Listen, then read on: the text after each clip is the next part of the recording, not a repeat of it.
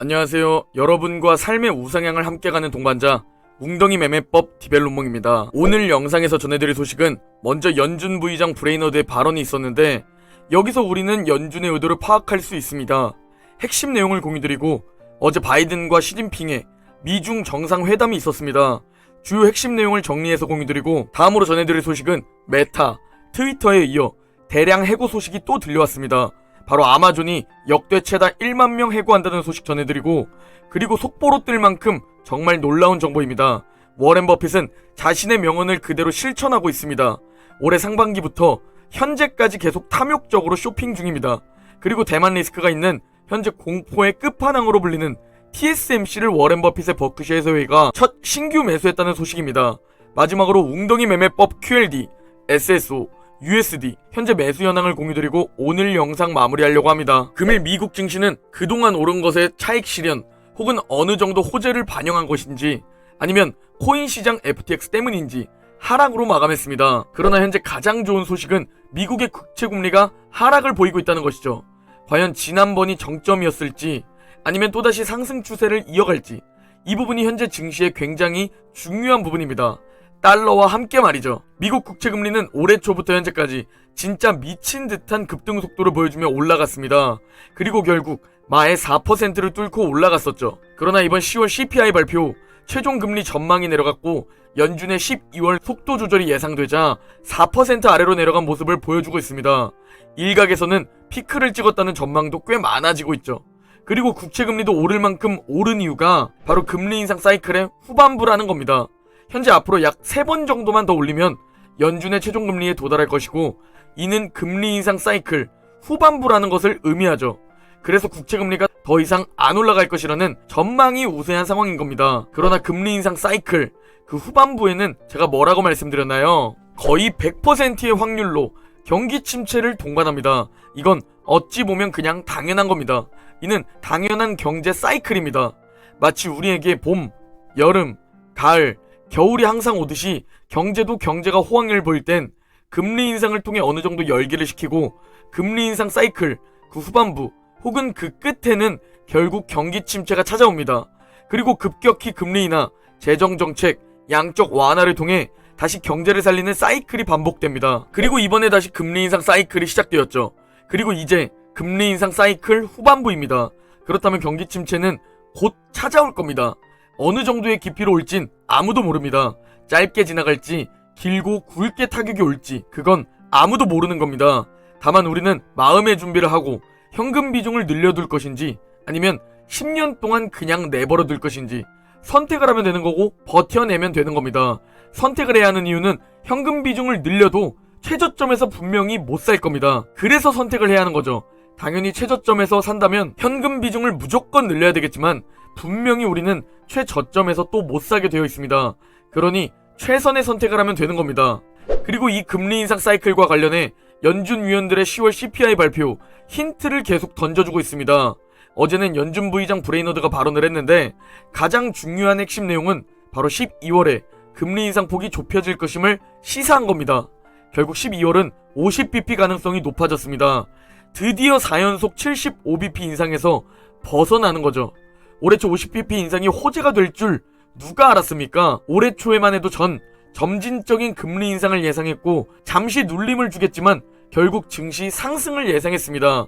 그러나 인플레이션은 미친듯이 치솟았고 예상과 다르게 긴축 속도가 역대급이 되었고 계단식 하락을 1년 동안 맛보았습니다. 50%가 호재가 될 줄 몰랐듯이 이번 CPI 7.7%가 호재가 될 줄 올해 초엔 절대 몰랐습니다. 올해 2월에 CPI가 9%까지 갈 거라 예상도 못했고 올해 2월 7.5%가 나왔을 땐 시장에선 미친 악재로 받아들였고 그리고 올해 11월 7.7%가 나오니 미친 호재로 받아들여 급등한다는 것. 주식시장에서 가장 중요한 것은 투자자들의 해석이라는 겁니다. 발표치가 중요한 게 아니라 투자자들이 이 발표치를 보고 어떻게 해석하느냐 이걸 파악하는 게 가장 중요하다는 겁니다. 그리고 지금은 발표치와 무관하게 인플레이션 정점론이 힘을 얻고 있고 생각보다 안 잡히던 인플레가 처음으로 강하게 하락을 보이자 시장은 호재로 해석한다는 사실입니다. 수치는 여전히 높은 7.7%인데 말이죠. 다음으로 전해드릴 소식이 바로 미중 정상회담 주요 내용입니다. 가장 핵심은 서로 경쟁은 할 수 있으나 윈윈할 수 있게 협력하고 전쟁으로 가지 말자 라는 내용입니다. 그리고 여기서 대만 문제는 서로 의견이 엇갈렸다는 사실입니다. 먼저 중국의 입장을 살펴보면 대만 문제는 중국의 핵심 이익 중에서도 핵심이다. 중미 관계에서 넘으면 안 되는 첫 번째 레드라인이다. 중국과 대만 평화, 안정과 대만 독립은 양립할 수 없다. 미국의 언행을 일치시켜 하나의 중국 정책과 세계 공동성명을 준수하기를 바란다. 무역전쟁, 기술전쟁 일으키고 벽 쌓고 디커플링과 공급망 단절을 추진하는 것은 시장경제 원칙에 어긋나고 국제무역 규칙을 훼손하는 것이다. 중국은 미국에 도전하거나 대치할 의도가 없다. 서로 존중하고 평화롭게 공존하며 윈윈 협력을 추구해야 한다. 라고 말했고, 미국의 입장을 살펴보면 하나의 중국 정책은 불변이다. 대만 문제에 대해 한 당사자에 의한 어떠한 일방적인 현상 변경에 반대한다. 대만을 향한 중국의 강압적이고 점점 더 공격적인 행위에 반대한다. 이 같은 행동은 대만 해역과 더 광범위한 지역의 평화와 안전 훼손, 그리고 세계 번영을 위태롭게 한다. 신장, 티베트, 홍콩에서의 중국의 해오이와 인권에 대한 우려가 있다. 북한의 도발적인 행동이 우려되고 북한의 책임 있는 행동을 하도록 촉구해야 한다. 한국 등 동맹 방어에 대한 미국의 약속을 강조한다. 미국과 중국 양국이 책임감 있게 경쟁 관리하고 열린 소통 라인을 유지해야 한다. 라고 밝혔습니다. 그리고 동의된 것을 살펴보면 먼저 첫 번째로 특정 문제를 해결하려는 지속적인 노력을 환영한다는 입장이고, 공동 워킹 그룹 등을 통해 현재의 메커니즘을 더욱 진전시킬 것을 독려한다는 입장입니다. 그리고 두 번째로 핵전쟁은 절대 일어나서는 안 되고 누구도 이길 수 없다는 데 동의했고, 러시아의 핵무기 사용과 위협에 반대했습니다. 세 번째로는 외교팀 간 전략적 소통을 유지하고 정기적 대화와 재정팀 간 거시경제 정책과 경제 및 무역 등과 관련한 대화와 조율 지속 등에 동의했습니다. 마지막으로 정상회담 후속 조치를 위해 중국 방문에 합의했습니다. 그동안 계속 양국이 강조해온 사실 형식적인 내용이었지만 이게 불확실성은 잠재울 수도 있겠다 라는 생각은 해봅니다. 워낙 현재 불확실성이 많아 미중 갈등도 꽤나 큰 스트레스였는데 투자자 입장에서는 그나마 악재가 아니라는 게 다행이라는 생각입니다. 그리고 다음으로 전해드릴 충격 소식, 바로 아마존이 역대 최다 1만 명 해고한다는 소식입니다. 그리고 아마존 창업자 제프 베조스는 최악의 준비하라고까지 말했는데요. 실적 부진 우려가 커지면서 아마존 역사상 최대 해고를 예고했고, 첫 번째 해고 이유로는 코로나 이후 직원을 너무 많이 늘렸다는 겁니다. 코로나 전에는 80만 명의 직원이 있었지만 코로나 이후 2배가량인 160만 명까지 불어났다고 합니다.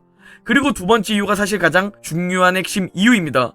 바로 경기 침체 공포가 닥치면서 향후 실적이 부진할 것으로 예상되기 때문입니다. 그리고 아마존 창업자 제프 베조스는 경기 침체를 다시 한번 경고했습니다. 곧 경기 침체에 들어설 가능성이 높다면서 경제가 좋아 보이지 않는다며 여러 분야에서 해고가 일어나고 있고 사람들의 활동이 둔화되고 있다고 우려했습니다. 이게 바로 현재 연준이 의도하는 방향입니다. 연준이 인플레이션을 잡기 위해 경기 침체를 의도적으로 노리고 있다고 말씀드리고 있죠. 그리고 실제로 연준이 의도대로 향해 가고 있습니다. 2보 전진을 위한 1보 후퇴 전략이죠. 그리고 제프 베이조스는 경기 침체에 대한 충고는 리스크를 줄이는 것이라며 새 자동차 등 지출 계획을 미루고 현금을 손에 쥐고 있어야 한다고 조언했습니다. 그리고 최선을 희망하면서도 최악을 준비해야 한다고 말했습니다. 그래서 제가 현금 비중을 최근 계속 강조드리고 있는 겁니다. 혹시 모르는 상황에 대비하기 위해 라는 명분인 거죠. 다시 해고 얘기로 돌아와서 최근 트위터와 메타의 해고 소식 들으셨을 겁니다. 특히 메타도 엄청난 해고 소식이 최근 있었는데 이게 아이러니하게도 메타의 주가에는 호재였다는 겁니다. 시장은 메타가 쓰잘데기 없는 비용 지출을 드디어 줄여가고 있다고 해석하는 겁니다. 실적이 개선될 것이라는 기대감이죠. 맨 왼쪽 대폭락의 흔적 후 우리의 계좌처럼 우하향을 그린 메타는 최근 갑자기 반등을 하고 있는데 이게 아이러니하게도 메타의 대규모 해고 소식 때문입니다.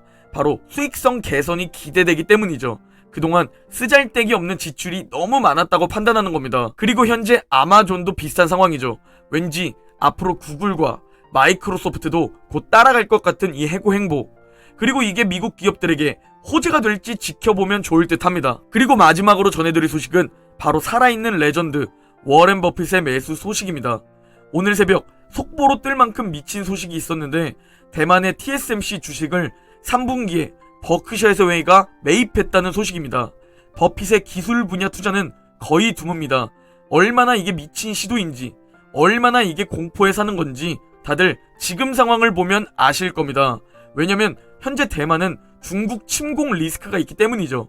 진짜 그냥 인플레이션과 경기 침체 공포와는 차원이 다른 공포에 매수한다는 생각이 듭니다. 자신의 명언을 그대로 실천하는 워렌 버핏. 가장 가능성이 높은 투자 이유는 중국 침공이라는 이 미친 공포가 껴있기 때문에 매력적인 가격으로 내려왔다는 점과 현재 TSMC 부품이 들어간 제품 없이 전 세계가 돌아갈 수 없다는 믿음을 현재 버크셔가 가지고 있는 듯 보입니다. 버크셔가 좋아하는 세계 1위 독점 기업인 거죠. 여러분, 워렌 버핏이 바보도 아니고 경기 침체가 코앞이고 미친 듯한 긴축을 하고 있는 이 시기에 그는 왜 올해 상반기에 애플을 또 샀고 왜 올해 3분기에 TSMC를 첫 매수했을까요? 워렌 버핏의 명언 중 가장 잘 알려진 명언, 바로 공포에 사서 탐욕에 팔라. 이를 실제로 지키고 있고 행동하는 버핏입니다. 재작년에도 투자하셨던 분들 기억나실 겁니다. 재작년 서학개미의 탑픽은 바로 TSMC였습니다. 그런데 지금까지도 들고 있는 사람은 아마 100명 중 단 1명 정도 꼴일 겁니다. 아마 대부분 작년에 횡보하고 급락할 때 매도했거나 이번에 중국 침공 우려로 하락할 때 패닉셀 했을 겁니다. 그래서 개별 종목엔 통찰력과 확신이 잘 안 생기기 때문에 우리는 통찰력이 없다는 그 사실을 받아들이고 미국 지수 그 자체에 투자하면 되는 겁니다. 욕심 부리지 않고 QQQ나 SPY, VO 1배에 투자해도 되고 저처럼 조금 욕심을 부려 마이너스 80%를 각오하고 QLD나 SSO에 투자해도 됩니다. 선택은 여러분 상황에 맞게 하시면 됩니다. 투자에 정답은 없습니다. 자신에게 맞는 선택이 정답인 겁니다. 3배 레버리지도 마찬가지입니다. 자신이 마이너스 90% 이상까지도 각오한다면 3배에 투자하면 되는 겁니다. 그래서 저는 1배에 투자하면 지루함을 못 견딜까봐, 그렇다고 3배는 제 소중한 돈을 혹시나 잃을까봐, 그래서 전 9배 레버리지에 투자합니다.